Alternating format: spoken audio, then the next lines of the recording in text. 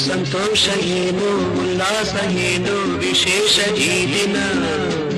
ಎಂದು ಮುಗಿಯದ ಪ್ರೇಮ ಬಂಧನ ಜನ್ಮ ಜನ್ಮದ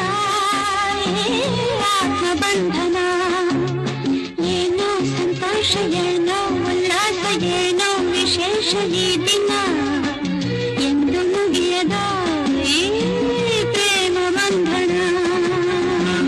ಜನ್ಮ ಜನ್ಮದ ಆತ್ಮ ಬಂಧನ